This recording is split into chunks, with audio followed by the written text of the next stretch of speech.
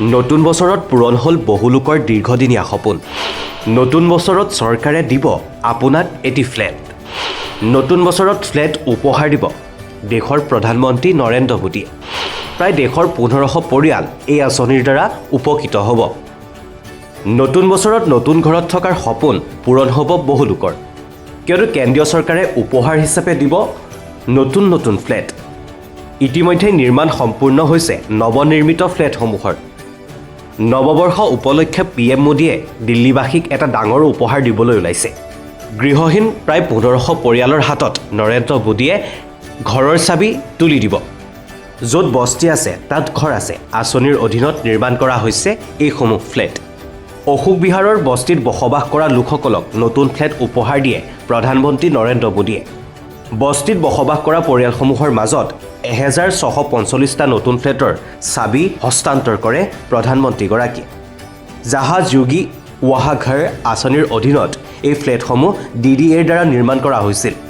দিল্লীৰ অশোক বিহাৰত স্বাভিমান ফ্লেটৰ নামত 1645টা নতুন ঘৰ নিৰ্মাণ কৰা হয় আৰু এই ঘৰসমূহ পৰৱৰ্তী সময়ত এনেদৰে গৃহহীন বস্তিত বাস কৰা লোকসকলৰ হাতত প্ৰধানমন্ত্ৰী নৰেন্দ্ৰ মোদীয়ে হস্তান্তৰ কৰে। নতুন বছৰত পূৰণ হ'ল বহু লোকৰ দীৰ্ঘদিনীয়া সপোন। নতুন বছৰত চৰকাৰে দিব আপোনাক এটি ফ্লেট।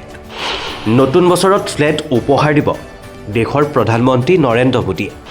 প্ৰায় দেশৰ 1500 পৰিয়াল এই আঁচনিৰ দ্বাৰা উপকৃত হ'ব।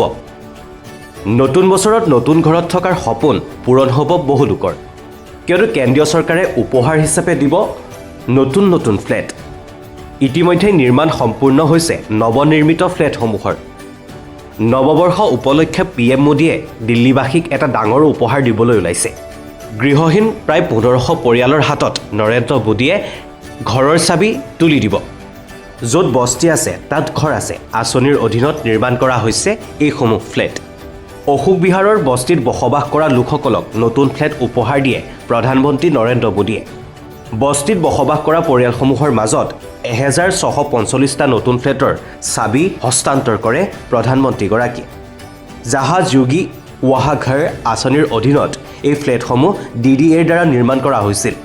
দিল্লীৰ অশোক বিহাৰত স্বাভিমান ফ্লেটৰ নামত 1645টা নতুন ঘৰ নিৰ্মাণ কৰা হয় আৰু এই ঘৰসমূহ পৰৱৰ্তী সময়ত এনেদৰে গৃহহীন বস্তিত বাস কৰা লোকসকলৰ হাতত প্ৰধানমন্ত্ৰী নৰেন্দ্ৰ মোদীয়ে হস্তান্তৰ কৰে।